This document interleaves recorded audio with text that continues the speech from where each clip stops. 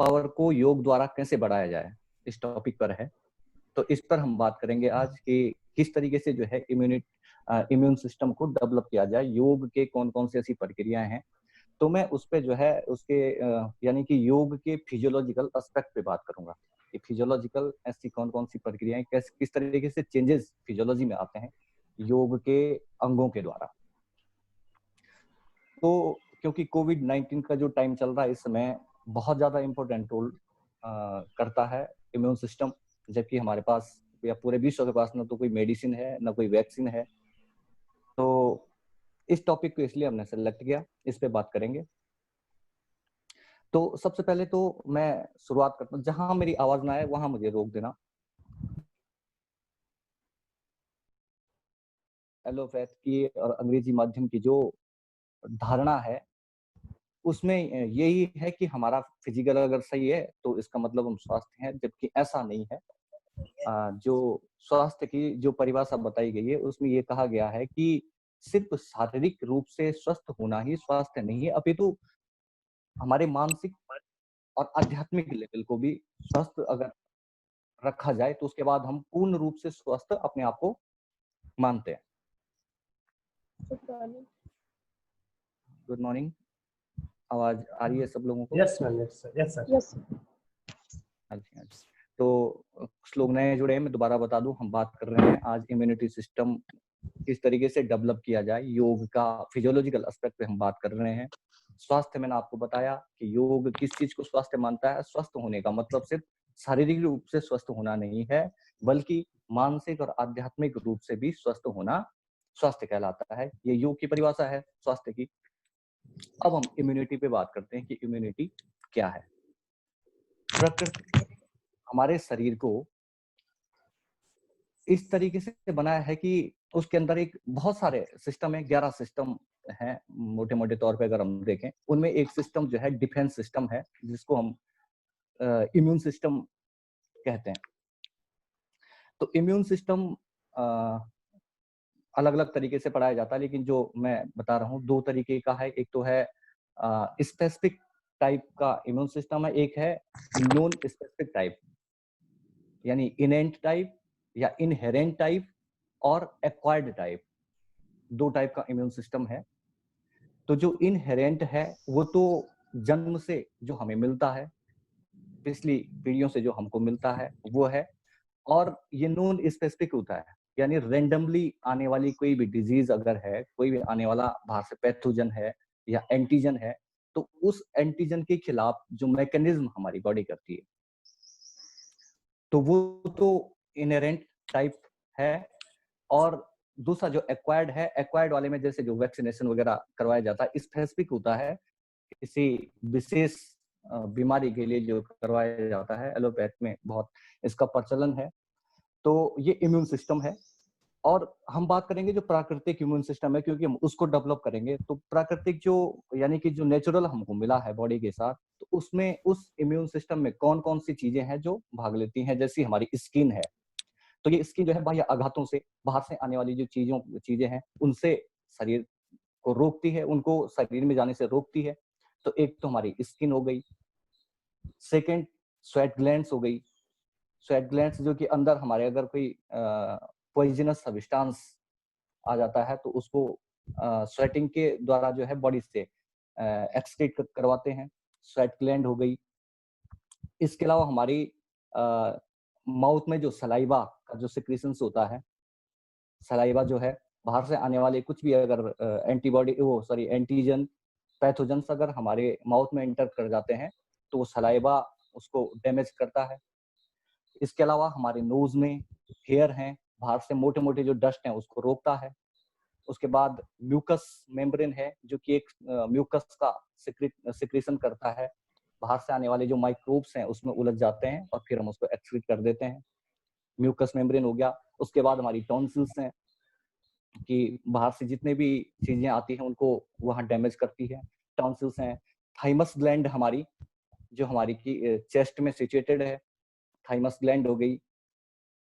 Stomach में हमारा जो गैस्ट्रिक सिक्रीशन है उसमें HCl है, बाहर से आने वाले जितने भी माइक्रोब्स हैं उनको डैमेज करता है। उनको खत्म करने का काम करता है। इसके बाद हमारा ब्लड है, ब्लड में हमारी डब्ल्यूबीसीज है। डब्ल्यूबीसी सबसे अच्छा जो इम्यून सिस्टम का सबसे अच्छा पार्ट है। इसके अलावा हमारा जो लिम्फेटिक सिस्टम है, ब्लड का ही एक दूसरा पार्ट है, उसमें 2 मुख्य सेल हैं। एक तो है टी लिम्फोसाइट और दूसरा है बी लिम्फोसाइट। तो ये टोटल जो है मोटे-मोटे बहुत से चीजें हैं जो शरीर को बचाने के लिए मैकेनिज्म करती है। तो ये मोटी-मोटी चीजें हैं जो मैं आप लोगों को एक रिमाइंड करवाना चाह रहा हूँ कि ये चीजें हैं जो हमें बाहर से आने वाली चीजों से जो फॉरिजन पार्टिकल्स हैं या हमारी बॉडी में ही उत्पन्न होने वाले पॉइजनस सब्सटेंसेस हैं, इनको बॉडी से एक्सक्रीट करते हैं और बॉडी को बचाते हैं। प्रकृति ने हमारे शरीर को ऐसा बनाया है। तो ये तो हो गया इम्यून सिस्टम क्या था। अब हम आते हैं योग पे, क्योंकि हमें बात करनी है कि योग में ऐसी कौन-कौन सी चीजें हैं, ऐसी कौन-कौन सी प्रक्रियाएं हैं और कैसे। क्योंकि अभी तक जो आम धारणा है योग के संबंध में, लोगों को लगता है कि सिर्फ आसन और प्राणायाम 2 चीजें यही योग है। और उसमें कहीं न कहीं गलती हमारी भी है कि हम लोगों को इतना ही बता पाते हैं कि आप आसन करिए, आप प्राणायाम करिए और यही पूरा योग है। तो ये योग नहीं है। ये दोनों जो हैं योग के 2 पार्ट हैं, 2 सीढ़ियाँ हैं योग तक पहुँचने की। योग तो एक अंतिम अवस्था है। दार्शनिक जो रूपरेखा है उसमें योग जो है अंतिम स्थिति बताई गई है। योग का मतलब आत्मा का परमात्मा में विलय बताया गया है। युज धातु से इसका ये उत्पन्न हुई है। हम दार्शनिक परिप्रेक्ष्य में ना जाकर हम अभी फिजियोलॉजिकल एस्पेक्ट में इसके रहेंगे। हमें दार्शनिक पहलू पे नहीं जाना है। तो महर्षि पतंजलि ने जो है पतंजलि योग सूत्र की रचना की। उसके सेकंड पाद, जो साधन पाद है, उसमें अष्टांग योग का वर्णन किया है। तो हम उस अष्टांग योग की जो है बात करेंगे कि किस तरीके से हमारी फिजियोलॉजी पे ये काम करेगा। तो अष्टांग योग का मतलब होता है योग के जो 8 अंग हैं, आप लोगों ने सुने भी होंगे। यम, नियम, आसन, प्राणायाम, प्रत्याहार, धारणा, ध्यान, समाधि। ये 8 अंग हैं योग के। और इन 8 को जो है सीरियल वाइज रखा गया है। सीरियल वाइज ही इनका पालन करने को कहा गया है, ताकि ये जो है हमारी हेल्थ को, हमारी फिजिकल हेल्थ, हमारी मेंटल हेल्थ और हमारी स्पिरिचुअल जो हेल्थ है, इन तीनों हेल्थ को डेवलप करने में सहायक हो। तो मैं एक-एक करके बात करता हूँ। पहली सीढ़ी का नाम है यम। अष्टांग योग का जो प्रथम अंग है, उस अंग का नाम है यम। यम 5 प्रकार के हैं। उसमें 5 प्रकार के हैं: अहिंसा, सत्य, अस्तेय, ब्रह्मचर्य और अपरिग्रह। पहला, यानी कि योग के जितने भी अंग उन्होंने बताए हैं महर्षि पतंजलि ने, उनमें सबसे पहला रखा है अहिंसा को।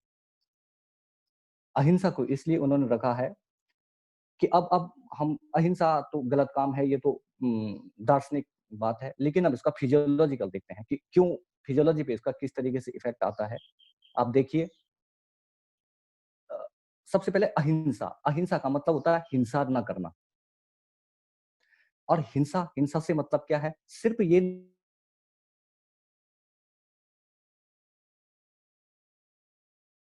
योग में बताया गया कि तीनों प्रकार से उसको अवॉइड किया जाता है। 3 प्रकार का मतलब होता है मन, कर्म और वचन। ध्यान से समझिए, मन, कर्म और वचन। कर्म तो वो है जिसमें हम किसी को मारते हैं, किसी को काटते हैं, वो तो कर्म है, कर्म है। लेकिन मन से अगर हमारे अंदर ऐसा भाव भी पैदा हुआ है कि किसी को मारा जाए या किसी को किस तरीके से काटा जाए, और वचन से अगर हम सिर्फ बोलते भी हैं, आक्रामक होते हैं, तो आक्रामक होने से जो है हमारी बॉडी जो है बॉडी की जो मसल्स हैं टाइट हो जाती हैं। और जो हमारा हार्मोनल लेवल है, हार्मोनल लेवल जो है बढ़ जाता है। तो हार्मोनल लेवल बढ़ने से आप देखोगे जो गुस्से की जो स्थिति होगी, यानी कि अगर हम किसी को काटते हैं तो उसमें हमारा जो लेवल होगा वो बढ़ेगा, हमारी आँखें फूलेंगी, हमारा जो आपके जो देखना गुस्से के टाइम में क्या होंगे, आँखें बड़ी हो जाती हैं, सलाइवा मुँह सूखने लगता है, धड़कन तेज हो जाती है और पूरा जो एंडोक्राइन सिस्टम है, वो एंडोक्राइन सिस्टम जो है डिसबैलेंस हो जाता है। योग का जो आप सबसे ज्यादा जो इफेक्ट देखोगे, 2 सिस्टम पे उसका इफेक्ट देखा जाता है हमारी बॉडी में। एक तो एंडोक्राइन सिस्टम और दूसरा नर्वस सिस्टम। इन दोनों सिस्टम पे ये जो है डायरेक्टली काम करता है। तो मैं बता रहा था, यम का पहला पार्ट अहिंसा, यानी कि जब हम हिंसा करते हैं, हिंसा करने की सोचते हैं या हिंसा के संबंध में बात करते हैं, तो हमारा जो हार्मोनल लेवल है, वो हार्मोनल लेवल जो है बढ़ जाता है। एड्रेनलिन, इफेड्रिन जैसे हार्मोन्स जो है, इनका सिक्रेशन तेज हो जाता है, जिसके कारण हम स्टिमुलेट होते हैं। हम स्टिमुलेट होते हैं तो हमारी बॉडी का जो है एक-एक पार्ट स्टिमुलेट होता है, हमारी मसल्स स्टिमुलेट हो जाती हैं, हमारा जो सिक्रेशंस हैं, जो एक्सोक्राइन के सिक्रेशंस वो कम हो जाते हैं। तो इसके कारण जो है बॉडी डिसबैलेंस हो जाती है, और लगातार अगर हम ऐसी चीजें सोचते हैं तो इसके कारण क्या है, कोई ना कोई डिजीज हमें मिल जाती है। तो पहला था अहिंसा, दूसरा है सत्य। सत्य में भी सेम प्रक्रिया होती है। उन्होंने कहा कि सत्य का पालन करना चाहिए मन, कर्म और वचन से। ऐसा नहीं कि हमने बच्चे के सामने थे, ड्यूटी जाने में देर हो गई, ऑफिस से किसी का फोन आया और हमने बच्चे के सामने फोन पे बोल दिया कि साहब बस बिल्कुल पहुंचने वाला हूँ। तो बच्चा सामने से देख ही रहा है कि पापा तो झूठ बोल रहे हैं, तो उसको लगता है कि इसका मतलब कि स्थिति पढ़ने पे झूठ बोला जा सकता है। ये तो उसका दार्शनिक एस्पेक्ट है, क्योंकि आप जो सिखा रहे हो सामने वाले वो सीख रहे हैं। दूसरा क्या है कि आपको जो जाने में देर हुई उसके लिए आपको स्पष्टीकरण करना पड़ेगा, अपने आप को सिद्ध करना पड़ेगा कि साहब ऐसा हो गया था, भीड़ लग गई थी, जाम लग गया था, ये हो गया था, वो हो गया था। तो इतना जो कॉन्फ्लिक्ट आपके माइंड में होगा, उस कॉन्फ्लिक्ट में भी जो है आपका हार्मोनल लेवल, आपके जो सिक्रीशंस हैं बॉडी के, वो सिक्रीशंस जो है अप डाउन होंगे। तो इस अप डाउन होने की स्थिति में जो है कोई ना कोई डिजीज हमको उत्पन्न हो जाती है। पहला होगा अहिंसा, दूसरा हो गया सत्य, तीसरा हो गया अस्थे। अस्थे का मतलब उन्होंने कहा है चोरी न करने, कि चोरी करना जो है हमेशा अपराध है। तो चोरी भी अगर हम कर लेते हैं, मजाक में ही कर लेते हैं, भले ही कोई छोटी मोटी चीज भी उठा लेते हैं, तो उसमें भी हमें कुछ ना कुछ डर बना रहता है, किसी ने देखा तो नहीं, ये जो है माइंड में चलता रहता है। तो इसके कारण भी हमारे जो है सिक्रीशंस जो है वो अप डाउन होते हैं। तो अहिंसा, सत्य, अस्थे, ब्रह्मचर्य। ब्रह्मचर्य जो है आप देखोगे हिंदू ग्रंथों में इसका बहुत ज्यादा महत्व बताया गया है। ब्रह्मचर्य का मतलब होता है कि अनावश्यक वीर्य का जो हम स्खलन कर लेते हैं, तो उस स्खलन को रोकने की ये बात करते हैं। तो वीर्य जो है हमारे शरीर में जो भी हम खान पान लेते हैं, उस खान पान से जो अंतिम सप्त धातुओं का निर्माण हुआ है आयुर्वेद में, तो उसमें अंत जो बनता है वो वीर्य है। और अनावश्यक वीर्य का स्खलन से शरीर, मन और आत्मा तीनों को जो है कमजोर बनाता है। पुराने जो ऋषि मुनि थे, वो इस वीर्य को जो है ऊपर की तरफ उठाकर जो आज्ञा चक्र है उस चक्र तक ले जाकर जो है सिद्धियां प्राप्त करते थे। तो ऐसा वर्णन है। तो ब्रह्मचर्य का पालन जो है मुख्य रूप से बताया गया है, स्वास्थ्य, शारीरिक, मानसिक और आत्मिक स्वास्थ्य के लिए सबसे महत्वपूर्ण है। और उसके बाद है अपरिग्रह। अपरिग्रह का मतलब होता है संचयन करना। जब हम किसी भी चीजों का संचय करते हैं घर में, तो उसके कारण क्या होता है कि हमारा उसको बचाने के लिए, उसकी रक्षा करने के लिए हमारे जो एक्स्ट्रा एनर्जी जो लगती है बॉडी की, तो उसमें हमारा एंडोक्राइन सिस्टम और हमारा नर्वस सिस्टम जो है डिसबैलेंस होता है। तो ये योग का प्रथम अंग है, जिसका नाम है यम। अगर आप बोर हो रहे हो तो बता देना। अब जहां पर मैं तेज बोल रहा हूँ वहां पर आप लोग बता देना। दूसरा है नियम। नियम के भी 5 अंग हैं। नियम के 5 अंग हैं शौच, संतोष, तप, स्वाध्याय और ईश्वर प्रणिधान। तो सबसे पहला शौच से है। शौच से शारीरिक शुद्धि से है, मतलब है शारीरिक शुद्धि हमारे प्रत्येक अंग की, चाहे गुप्तांग है चाहे हमारे और अंग है, उन अंगों की शुद्धि का नाम शौच है। साफ सफाई से रहेंगे तो इम्यून सिस्टम अपना भी डेवलप होगा। संतोष का मतलब सेटिस्फेक्शन से है। अगर अपनी चीजों से हम सेटिस्फाइड हैं, जो हमारे पास अवेलेबल है उतने से हम सेटिस्फाइड हैं, तो हमारा जो मानसिक लेवल है स्थित रहेगा, हार्मोनल लेवल स्थिर रहेगा और एंडोक्राइन सिस्टम भी स्थिर रहेगा। तो संतोष। फिर है तप। तप का मतलब है परिश्रम से। और वो परिश्रम नहीं है जो हमें कभी दिखाया जाता था टीवी वगैरह में, कि तप का मतलब होता है कि किसी एक टांग पे खड़ा होकर किसी की तपस्या करना। ऐसा नहीं है। तप का मतलब है आप जिस प्रोफेशन में हो, आप जो करते हो, उस काम को जो है अपनी क्षमता अनुसार पूरा करें और करते रहना चाहिए। कर्मयोग का जिस तरीके से है कि आप अपना कर्म करते रहें, जो भी होगा अच्छा ही होगा, ऐसी भावना के साथ। तो इससे जो है आपका मनोबल और आपकी जो फिजियोलॉजिकल जितनी भी सिक्रीशंस हैं, जितने भी एंडोक्राइन सिस्टम जो भी है, वो सारा बैलेंस रहेगा। तब स्वाध्याय और ईश्वर प्रणिधान, ये 2 अंतिम है इनमें। तो स्वाध्याय का मतलब है स्व द्वारा किया जाने वाला अध्ययन, अच्छी चीजों का अध्ययन करना, धार्मिक ग्रंथों का अध्ययन करना, या आपकी रुचि के अनुसार जो भी सकारात्मक प्रभाव आप पे डाले ऐसी चीजों का अध्ययन करना स्वाध्याय है। और ईश्वर प्रणिधान का मतलब समर्पण से है। तो यहाँ पर तो ये समर्पण से ईश्वर को समर्पित होने की बात करते हैं, लेकिन आप किसी के भी प्रति समर्पण, अपने फैमिली के प्रति समर्पण हो, अपने कार्य के प्रति समर्पण हो, या ईश्वर के प्रति समर्पण हो, इस समर्पण की बात करते हैं। मैंने 2 अंगों की बात करी है, यम और नियम। अष्टांग योग के पहले 2 अंग हैं। मैं आपको बता दूं, अगर हम इस अष्टांग योग को थेरेपी में अप्लाई करते हैं तो ये 3 तरीके से अप्लाई होती है। एक होती है साइको एथिकल ट्रीटमेंट के रूप में। एथिकल का मतलब है मोरल, यानी नैतिकता के रूप में। तो अपनी नैतिकता को डेवलप करने के लिए ये जो 2 अंग हैं, इन 2 अंगों का प्रयोग करते हैं। यम और नियम का प्रयोग करते हैं अपने एथिकल या अपनी मोरल वैल्यू को डेवलप करने में, यम और नियम। सेकंड, अब हम आते हैं, दूसरा जो है साइको फिजिकल लेवल होता है, और तीसरा जो है साइको मेंटल लेवल होता है। इन दोनों पे अब हम बात करने वाले हैं। तो अब तीसरा अंग जो है अष्टांग योग का, वो आसन है। आसन और प्राणायाम से लगभग सारे लोग परिचित हैं। तो मैं आसन का एक सीधा फिजियोलॉजिकल इफेक्ट बता दूं। महर्षि पतंजलि ने जो है आसन की परिभाषा दी है, स्थिरम सुखम आसनम। यानी कि जिस स्थिति में आपको सुख का अनुभव हो, वो स्थिति क्या है? आसन की स्थिति। जिस स्थिति में सुख का अनुभव आप करें, वो स्थिति आसन की है। और महर्षि घेरंड बोलते हैं कि आसनेन भवेद दृढ़म। आसनेन भवेद दृढ़म का मतलब है, वो आपका फिजिकल लेवल पे बात करते हैं कि आसन वो स्थिति है, आसन के लगातार प्रयोग करने से और अभ्यास करने से हमारा शरीर दृढ़ होता है, हमें दृढ़ता की प्राप्ति होती है, शारीरिक और मानसिक दृढ़ता की प्राप्ति होती है। ये महर्षि घेरंड कहते हैं। तो ये तो बात है ग्रंथों की, जो उन लोगों ने कहा। अब हम इसके फिजियोलॉजिकल एस्पेक्ट पे बात करते हैं, किस तरीके से चेंजेस होता है। अगर हम कोई भी आसन करते हैं, कोई भी एक आसन अगर हम ले लें, चाहे वो भुजंग आसन है, चाहे वो मत्स्य आसन है, कोई सा भी आसन, जब हम उस आसन को अपनाते हैं तो पहली बात तो ये ध्यान रखना है कि इसमें किसी भी प्रकार का हम कंपटीशन न करें। कई बार होता है 4 लोग थे, एक साथ शुरू करते हैं, कुछ लोग बहुत परफेक्ट करने लगते हैं, कुछ लोग रह जाते हैं।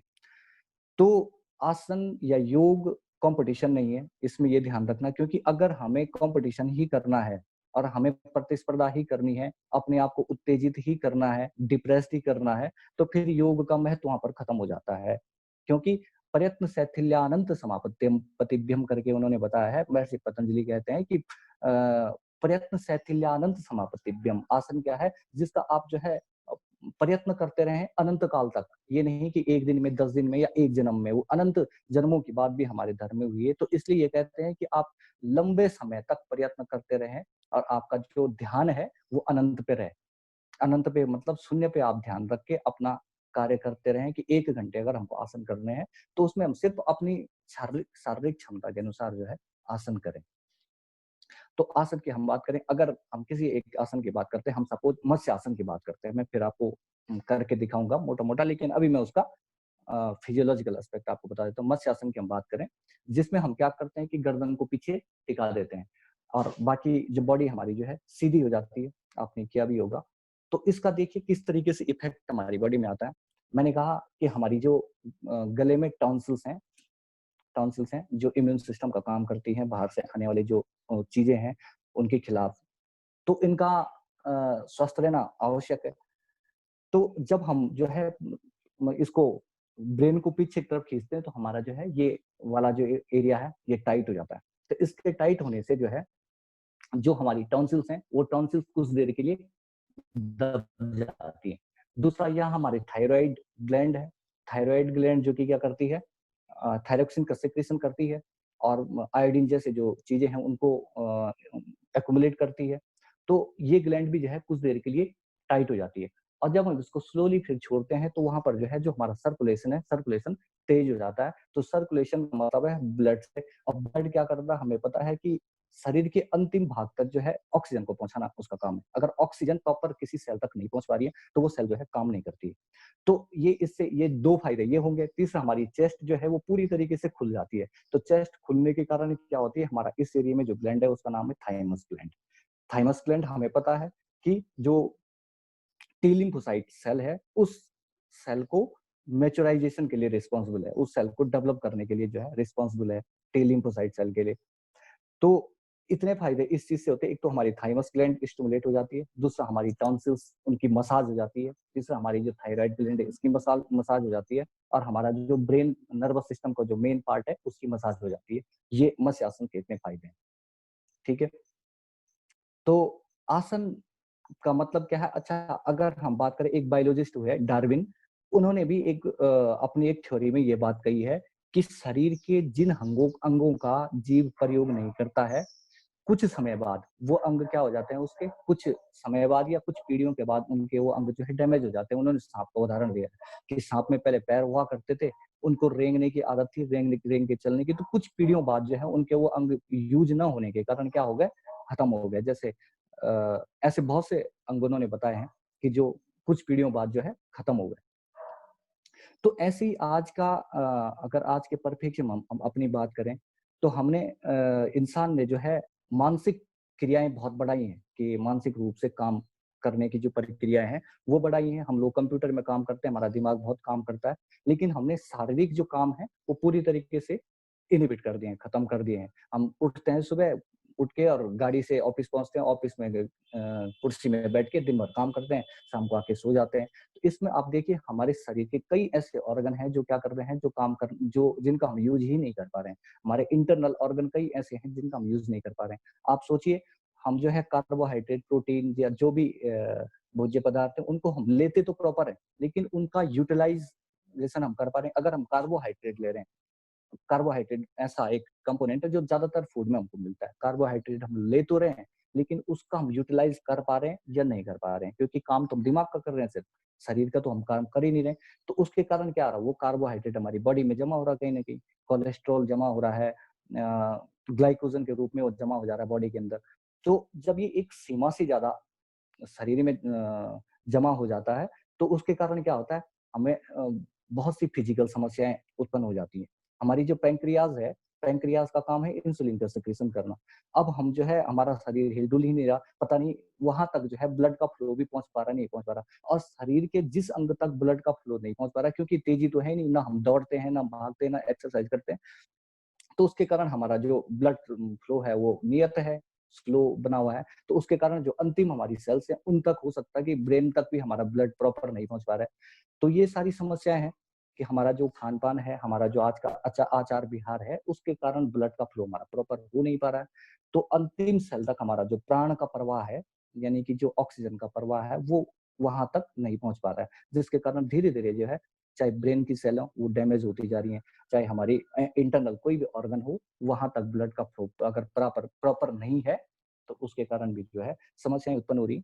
तो योग आसन से हम ये बोलना चाह रहे हैं कि जो भी आसन हम करते हैं उस पर हमें फोकस करना है कि हमारा, अगर मैं पश्चिमोत्तान आसन कर रहा हूँ, पश्चिमोत्तान जब हम आगे झुक के पैरों पे छूते हैं तो उसमें हमारी कौन कौन सी बॉडी जो है, बॉडी का पार्ट कौन कौन सा जो है भारी हो रहा है। आप देखोगे हमारी थाइज भारी हो जाती हैं, हमारी स्पाइन में जो है हल्का पेन होता है, और हमारा जो है आगे का पूरा पोर्शन जो है दब जाता है। तो इन पे आप फोकस करिए और उसके अंदर जो इंटरनल ऑर्गन है उनको देखने का प्रयास करिए, अपनी आंतरिक आंखों से उनको देखने का प्रयास करें। तो उसमें आप देखोगे आपकी जो मसल्स हैं उनमें तनाव आ जाता है। मसल्स में तनाव आने के कारण क्या है कि जो आपकी जो मसल्स हैं जो बहुत रिजिड हो गई थी, बिना काम के, बिना कुछ करे, कोलेस्ट्रॉल और फैट जमा हो गया था, मसल्स में फैट जमा हो गया था, तो फैट जो है धीरे धीरे अपने आप को क्या फ्लेक्सिबल करने लगता है। जब आप, और आपकी जो स्पाइन है, स्पाइन क्या करती है, आपकी फ्लेक्सिबल हो जाती है, और आपके जो अंदर के जो ऑर्गन थे, जितने भी स्टमक रिलेटेड ऑर्गन है, चाहे वो एब्डोमेन है, इंटेस्टाइन है, लीवर है, इसके अलावा किडनीज भी यही है, पेंक्रियाज है, तो ये सारी चीजों की जो है आप मसाज कर जाते हो उस समय। जब आप सीधे होते हो तो, क्योंकि जब आप झुकते हो तो उस समय जो है एक बंद सा लग जाता है, जब आप उठते हो तो उठने में पूरा जो ब्लड फ्लो है वो तेजी से उन सारे ऑर्गन में पहुंचता है। तो दो फायदे होते हैं, एक तो जो इंटरनल ऑर्गन है वो प्रक्रिया में आ जाते हैं, उनको हम हिलाते डुलाते हैं तो उनकी मसाज हो जाती है, और दूसरा क्या हो जाता है कि उन तक ब्लड फ्लो जो है अच्छे से पहुंच पाता है, ऑक्सीजन पहुंच पाती है, तो अच्छे से जो है मेटाबॉलिक प्रोसेस उनके पूर्ण होते हैं। तो आसन कोई सा भी हो, आप उस पर सिर्फ फोकस ये करिए, या जो इंस्ट्रक्टर है उनको मैं ये बताना चाह रहा हूँ कि आप आसन के साथ साथ जो है जो भी आसन आप करवाते हैं उसमें जो साधक है, जो करने वाले लोग हैं, उनको उस ऑर्गन का भी नाम बताएं कि आपका इस समय ये वाला ऑर्गन इफेक्टेड हो रहा है, ताकि जो साधक है वो अपनी मानसिक लेवल से उस अंग को देख पाए और उसमें एक सकारात्मक सोच, क्योंकि सोच से ही पूरे वो कहते हैं ना कि जैसी दृष्टि वैसी सृष्टि। तो आप अगर अपने पैंक्रियाज को जो डायबिटिक हैं उनको अगर डायबिटीज कम करने के लिए कोई आसन दिखाया जा रहा है, तो उसको उसको लगातार उसके पैंक्रियाज के स्टिमुलेट होने का सोच पैदा करें कि मेरा पैंक्रियाज ठीक होने लग गया है, इंसुलिन सिक्रेशन ठीक होने लग गया। तो सोच क्या है, अब सोच का सिर्फ ये पहलू नहीं है कि हम सिर्फ ऐसे सोच लें, सोचने से जो है हमारी पिट्यूटरी ग्लैंड स्टिमुलेट होती है। पिट्यूटरी ग्लैंड अलग अलग प्रकार के 6-7 प्रकार के हार्मोन निकालती है, वो हार्मोन जो है हमारे अलग अलग जो एंडोक्राइन ग्लैंड्स हैं उन ग्लैंड को स्टिमुलेट करती है, और ये ग्लैंड ही जो है पूरा एंडोक्राइन सिस्टम ही जो है देखा जाए तो लाइफ को चलाता है। और तो इस तरीके से जो है प्रत्येक ऑर्गन को, अपने इंटरनल ऑर्गन को फील करें जब भी हम कोई भी आसन करते हैं, चाहे वो कोई सा भी आसन है, उस आसन में अपने आंतरिक अंग को महसूस करें, उसमें सकारात्मकता को महसूस करें। उसके बाद आपको रिलैक्स आसन करवाया जाता है, तो उस रिलैक्स आसन में जो है आप उस ऑर्गन की सकारात्मकता को फील करने लगेंगे। करते समय आप उसको फील करिए, और जब आप रिलैक्स करोगे तो वो अंग आपको फील करवाएगा। जब धीरे धीरे आप में हल्कापन पैदा होगा, जब आपको लगेगा कि वो ऑर्गन आपको खुद बताने लगेगा कि हाँ मैं जो है सही हो रहा हूँ, तो ये दोनों कोऑर्डिनेशन आपको होंगे। इसमें भले ही थोड़ी सी दार्शनिक एक बात आ रही है, हर आदमी इस पर विश्वास कैसे करे, लेकिन सकारात्मकता कहीं ना कहीं आपको फायदा देगी। तो ये तीसरा अंग मैंने बताया आपको, आसन। पहला यम, दूसरा नियम, ये साइको एथिकल थे। दूसरा, अब हम आसन की बात कर रहे हैं, आसन और प्राणायाम ये दोनों साइको फिजिकल लेवल पे काम करते हैं। जिनकी हम बात कर रहे हैं आसन पे, मैंने बताया कि पूरे फिजिकल लेवल पे हमारे काम करते हैं सारे आसन। 84 लाख आसन बताए गए हैं ज्ञान संहिता में, और 84 लाख में से भी 84 आसन उन्होंने बताए हैं जो नोन है, और 84 आसन में से भी 32 आसन का प्रयोग का वर्णन उन्होंने किया है। और 32 में से सिर्फ मैं कहता हूँ, अगर आदमी सूर्य नमस्कार भी सही से करता है, सूर्य नमस्कार के 5 राउंड भी रोज करता है, तो उसमें सारी जो बॉडी के जो इंटरनल ऑर्गन है उनकी मसाज हो जाती है, ब्लड फ्लो तेज हो जाता है, लेकिन करे ईमानदारी से। इसके बाद है प्राणायाम। प्राणायाम जो है, प्राणायाम का मतलब होता है प्राणों का आयाम करना। प्राण शब्द का जो प्रयोग हुआ है दर्शन में, प्राण शब्द का प्रयोग वायु के लिए हुआ है। वायु से मतलब हमारा ऑक्सीजन से है। तो ऑक्सीजन का आयाम का मतलब होता है विस्तार करना। तो जब भी हम जो है अब आजकल जो हमारा, अब जो हम उसी बात पे आ जाते हैं कि हमारा फिजिकल जो वर्क है बिल्कुल जो है जीरो हो गया है। तो उसमें क्या हो रहा है कि हमारी जो लंग्स कैपेबिलिटी, अगर रेस्पिरेटरी सिस्टम की सिर्फ बात करें प्राणायाम के परिप्रेक्ष्य में, तो हमारी जो लंग्स कैपेबिलिटी है वो जितनी नेचर ने हमें दी, हम उसका प्रयोग ही नहीं करते हैं। हम मोटा मोटा सांस लेते हैं, मोटा मोटा सांस छोड़ देते हैं।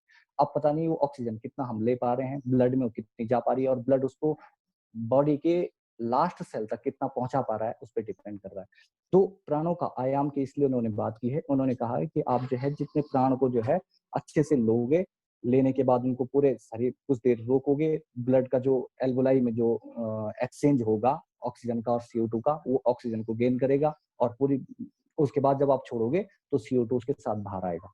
तो इस तरह की प्रक्रिया उन्होंने प्राणायाम में बताया है। प्राणायाम का मतलब इनमें जो है 10 प्रकार के प्राणायाम हठ योग में बताए गए हैं। उसमें 8 जो है हठ प्रदीपिका में और 8 घेरंट संहिता में बताए गए हैं। तो प्राणायाम किसी भी टाइप का हो, चाहे वो अनुलोम विलोम हो, भ्रामरी हो, भ्रस्तिका हो, उसमें हमारा एक ही काम होता है, हम प्राणों का आयाम करते हैं, यानी ऑक्सीजन का विस्तार करते हैं बॉडी के अंदर। हम उसको खींचते हैं, खींचने के बाद इसमें 2 फायदे होते हैं। एक तो हमारी लंग्स का जो फैलाव है, जो नेचुरल फैलाव उसका है, जो मैक्सिमम फैलाव है, उसको कर पाते हैं। और दूसरा जो है, हम मैक्सिमम ऑक्सीजन अंदर ले लेते हैं। मैक्सिमम ऑक्सीजन हमारी बॉडी में आता है तो उसको ब्लड मैक्सिमम तरीके से गेन करता है, और मैक्सिमम सेल्स तक उसे पहुंचा पाता है। और मैक्सिमम सेल जो है अच्छे से मेटाबॉलिक रिएक्शन करके एनर्जी प्रोडक्शन करते हैं, और जो सेल में जो जो पॉइजनस सब्सटेंसेस जो है जमा हो जाते हैं, उनको ब्लड वापस लाकर लंग्स को देता है, और लंग्स उनको जो है एक्सक्रीट करवा देता है। तो ये प्राणायाम का फिजियोलॉजिकल एस्पेक्ट है।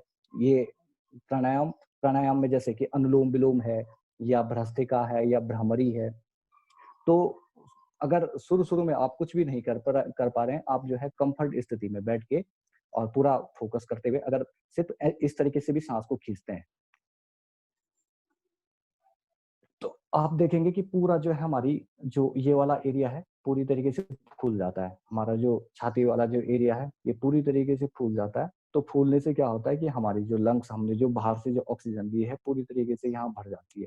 भर जाने के बाद क्या करते हैं कि हम उसको पूरा एक्सहेल करते हैं, तो एक्सहेल करने से पूरा जो है ये खाली हो जाता है। तो एक तो इसकी एक्सरसाइज होती है, दूसरा लंग्स फैलते हैं और तीसरा हमारे अंदर जो कई बार CO2 हम पूरा नहीं निकाल पा रहे हैं, घुटन बनी हुई है, तो उस घुटन को भी कम करता है।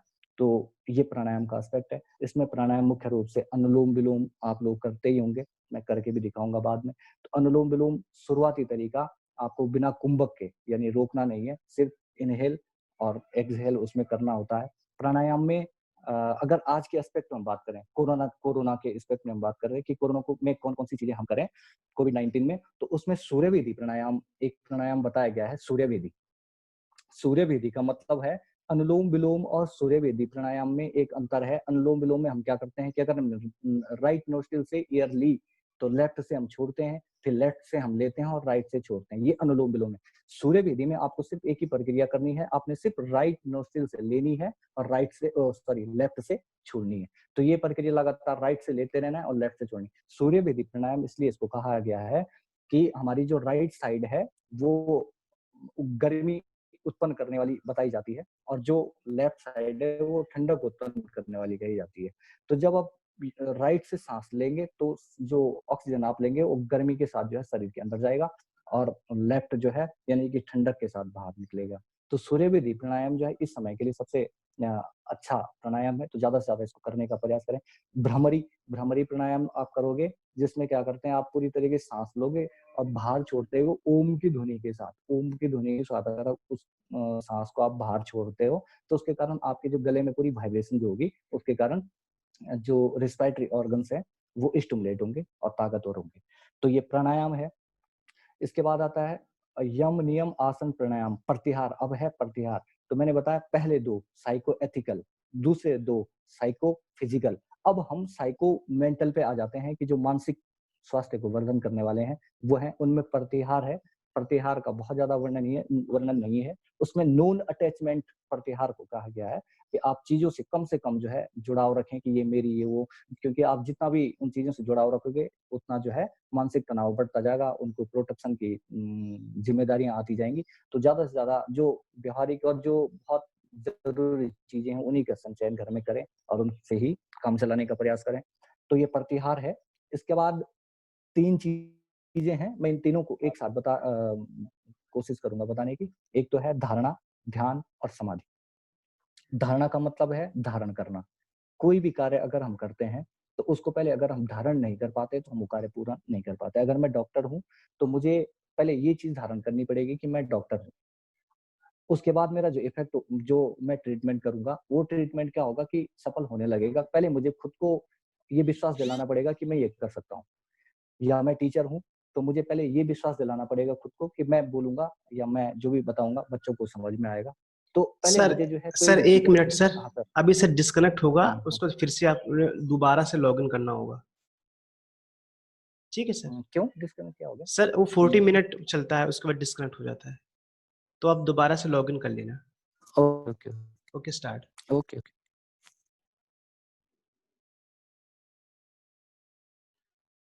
हाँ, तो धारणा पे हम थे।